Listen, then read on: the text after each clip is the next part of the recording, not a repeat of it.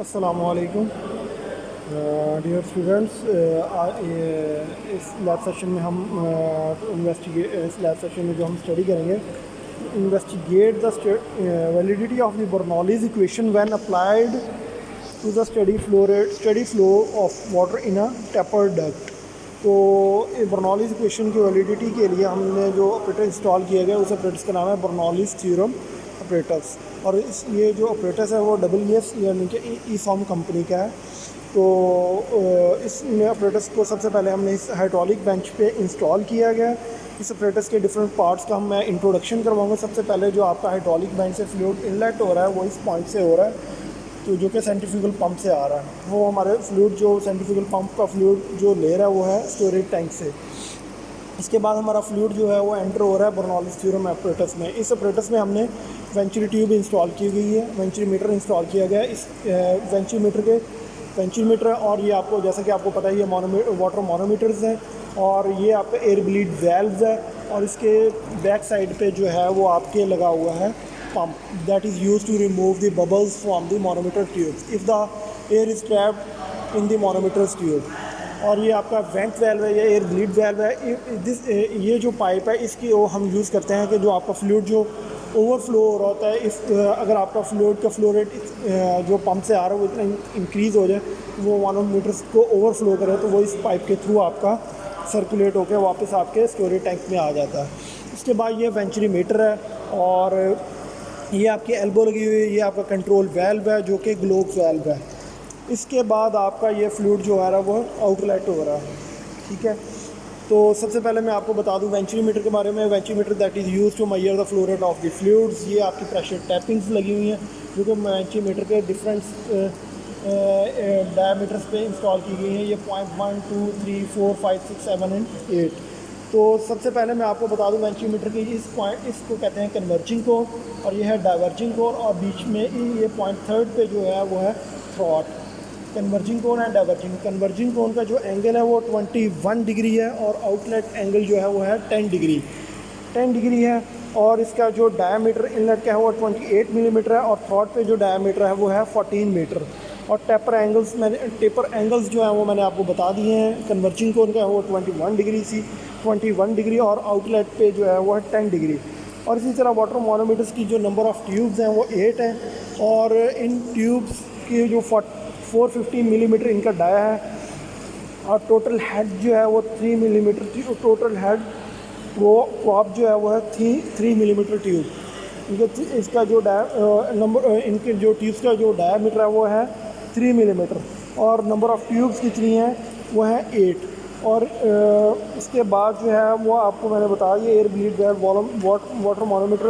Basically हम इस experiment में हमने चेक करना है कि आपका जब फ्लूइड जो है वो आपकी मानोमीटर से वेंचुरी मीटर से फ्लूइड जो है वो पास होता है, तो उसके हेड पे क्या डिफरेंस आता है। तो आप देख सकते हैं ये 0.1 है, तो ये 0.2 पे जब आपका जैसे ही आपका डायमीटर कम हुआ है तो उसका प्रेशर ड्रॉप आया। ये है 0.1 और ये 0.2 पे आपकी जो वेंचुरी मीटर की कन्वर्जिंग कोन है उसका डायमीटर थोड़ा सा कम हुआ है। तो आप देख सकते हैं टेपर हुआ, एंगल कम हुआ, तो इसकी वजह से आपका क्या हुआ, हेड लॉस आया। इसी तरह थ्रॉट पे जो जो थ्रॉट है उस पर आपका क्या है, डायमीटर है जो है वो मिनिमम है। तो आप देख सकते हैं कि H2 और H3 के दरमियान जो प्रेशर ड्रॉप है वो मैक्सिमम होगा, क्योंकि थ्रॉट पे वो एरिया होता है जिसका मिनिमम एरिया होगा आपका फ्लूइड जो पास हो रहा होता है वेंचुरी मीटर पर। थ्रॉट का जो है आपको मैंने बताया था कि डाया जो है वो मिनिमम है 14 मिलीमीटर। इसी के बाद इसी तरह इसके डाइवर्जिंग कोन होती है। कन्वर्जिंग कोन में ग्रेजुअली रिडक्शन होती है, और डाइवर्जिंग कोन में जो होती है वो converging cone and diverging cone. Converging cone में ग्रेजुअली रिडक्शन होती है, और इसी तरह डाइवर्जिंग कोन में जो होता है वो आपकी ग्रेजुअली इनलार्जमेंट होती है। तो ग्रेजुअली रिडक्शन और ग्रेजुअली इनलार्जमेंट की वजह से आपकी टर्बुलेंस क्रिएट नहीं होती, और आपका प्रेशर ड्रॉप जो होता है वो कम होता है। तो इस पॉइंट पे आपकी प्रेशर एनर्जी काइनेटिक एनर्जी में कन्वर्ट हुई, कन्वर्जिंग कोन में प्रेशर एनर्जी काइनेटिक एनर्जी में कन्वर्ट हुई। तो थ्रॉट पे जो होता है वो मैक्सिमम जो आपकी प्रेशर एनर्जी होती है वो कन्वर्ट होती है काइनेटिक एनर्जी में।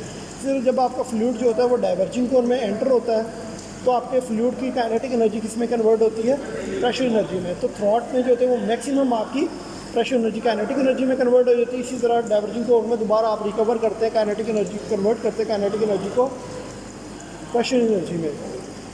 तो टैप 1 2 3 4 5 6 ये आपको लिटरेचर से आपको मिल जाएगा। इनका डायमीटर क्या है, D1 जैसे कि आप टैप 1 पे जो आपका डायमीटर है वो 28 है, टैप 2 पे 21 mm है, और D3 जो है वो आपका 14 mm है जो कि आपका थ्रॉट का डायमीटर है। इसी तरह D4 पे जो है आपको आपका डायमीटर 16.8 mm है, और D5 जो है 19.6, D6 22.4, D7 25.2, D8 है 28 mm। आपके एंड पे जो डायमीटर है दोबारा 28 mm हो जाएगा। तो वेंचुरी मीटर इसी तरह मेजर से हम आपको क्या करेंगे, फ्लो रेट को कंट्रोल करेंगे। तो हमने डिफरेंट फ्लो रेट पे फ्लूइड को पास करवाना है बर्नौलीज सीरम ऑपरेटस में, और हमने चेक करना है कि इसके प्रेशर एनर्जी काइनेटिक एनर्जी और आपके स्टैटिक हेड में क्या डिफरेंस आता है। तो इसका जो लिटरेचर है वो आपको थ्योरी में मैं आपको इंट्रोड्यूस करवा दूंगा। थ्योरी में बर्नौलीज थ्योरम का प्रिंसिपल क्या है और इसमें कौन कौन सी एनर्जी इंट्रोड्यूस होती हैं। तो आप देख सकते हैं कि आपकी प्रेशर एनर्जी काइनेटिक एनर्जी में कन्वर्ट होती है, दोबारा काइनेटिक एनर्जी जो होती है वो दोबारा प्रेशर एनर्जी में कन्वर्ट होती है। मींस कि आपकी टोटल एनर्जी जो होती है वो कांस्टेंट रहती है, जो कि आपको बर्नौलीज थ्योरम बताता है कि टोटल एनर्जी जो होती है वो कांस्टेंट रहती है। सबसे पहले इस एक्सपेरिमेंट को परफॉर्म करने का क्या प्रोसीजर क्या है। सबसे पहले आपने बर्नौलीज थ्योरम इसको इंस्टॉल करना है अपने हाइड्रोलिक बेंच के ऊपर। फिर आपने इंस्टॉल करना है, फिर आपने इनलेट वेल को ओपन करना है और आउटलेट वेल को ओपन करना है, और आपने रीडिंग्स नोट करनी है। जैसे कि आप देख सकते हैं कि प्रेशर ड्रॉप है थ्रॉट पे मिनिमम। फिर आपकी जैसे आप देख सकते हैं 0.1 और 2 पे आपका प्रेशर ड्रॉप है, और 0.3 पे मैक्सिमम प्रेशर ड्रॉप है। दोबारा जो आपका फ्लूइड जो है वो डाइवर्जिंग कोर में एंटर हुआ तो उसने प्रेशर को रिकवर किया। 0.3 पे और एरिया इंक्रीज हुआ, फिर ग्राफ आपका ऊपर की तरफ हो रहा है और प्रेशर रिकवरी हो रही है 0.3 4 5 6 7 8। तो आपकी प्रेशर रिकवरी हो रही है 8 पॉइंट तक। तो आप जो कि आप मोनोमीटर ट्यूब से आप देख सकते हैं कि जैसे ही आपका फ्लूइड जो होता है वो ग्रेजुअली इनलार्जमेंट एरिया में जाता है, ग्रेजुअल इंजेक्शन के बाद ग्रेजुअल इनलार्जमेंट में, तो आपकी प्रेशर रिकवरी हो रही होती है। तो बाकी आपको इसके हवाले से कोई भी आपको क्वेश्चन हो तो आप मेरे से वाया व्हाट्सएप वाया ईमेल आप मेरे से क्वेश्चन कर सकते हैं। Okay, thank you.